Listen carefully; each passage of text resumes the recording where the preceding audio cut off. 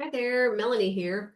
Recently, myself and some other faculty from USM attended a training from OpenAI, the makers of ChatGPT recently, and they had a quick tip on how to formulate a good prompt that I thought would be worth sharing with everyone as we start to think and dig deeper into using AI for our work. So, their suggestion or formula for a good prompt included first, provide the context. This can be detailed background on your situation, whether it's USM, your particular course, or your discipline.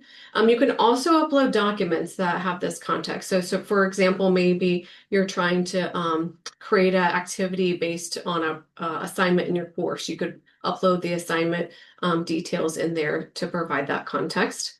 We're going to add to that then more information on your role. Here you can provide clarity again on your position, whether that's your discipline, but also like who you might be working with. Again, you can reference other web page links or material in the service of providing more details on the role that you have. And the final piece is the expectation. What do you want ChatGPT or another large language model to output for you? Be specific. Do you want a top five list of popular articles? Do you want it to compare market trends? Do you want an activity for a class that involves small group work in a jigsaw format? You can also put constraints here. So do you want your output to be a summary of an article written as if you were an undergraduate student that's no longer than 200 words? Here's where you can tell it more details about what you expect it to produce for you. So using this formula for a good prompt, you're going to get more out of the information that you get from a large language model. Let's take a second and see what this actually looks like and what you can get from ChatGPT. All right, now I've got ChatGPT pulled up, and here I can ask it using that formula. Maybe a good place to get started is to, I don't know what you can do for me. So I'm going to paste in this prompt that was shared that I think is a great starting point for folks who have not engaged in a lot of work with ChatGPT or another large language model.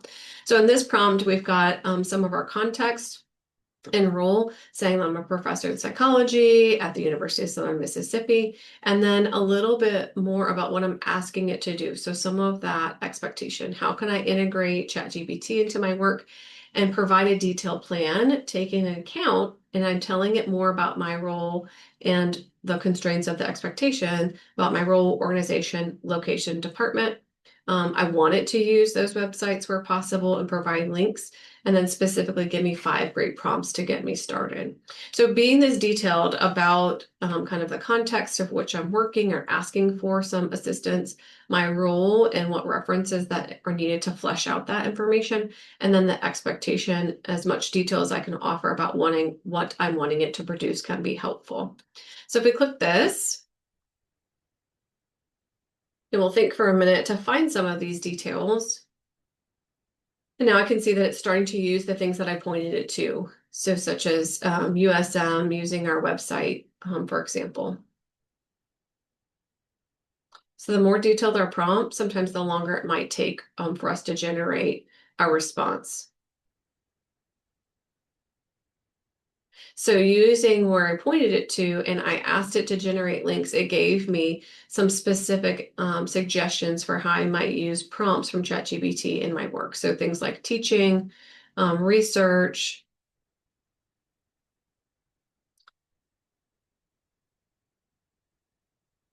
And because I pointed out, use our website and know that I'm a psychology professor, it picked up on information that knew that I worked with training students to be um, working with clients in a clinical setting. And so it put some of that information and suggestions for me.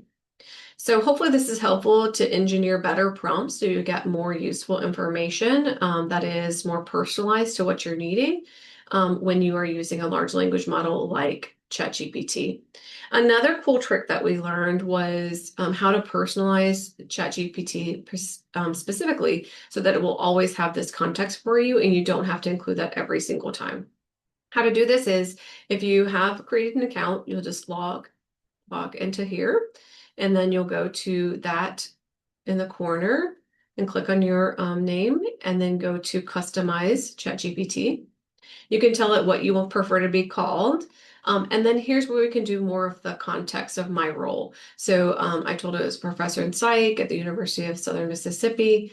And then if you have another preference, you can also tell ChatGPT how you want it to respond. Do you want it to be clever, witty? Do you want it to be forward thinking?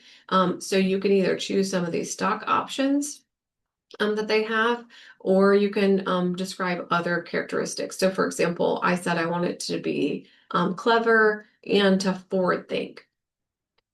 You can also include any other details about your context or about your role here, whether that's links to websites or descriptions of maybe like your research interests or expertise that will have that context. So doing this allows you to have some of that extra background about your role and context every single time. So you don't have to explicate that every time you're thinking out a prompt. And it might give you some more detailed feedback and output whenever you're engaging with it. So I thought this is pretty cool to know and learn specifically about ChatGPT, but also engineering a good prompt. So hopefully it's helpful and happy prompting.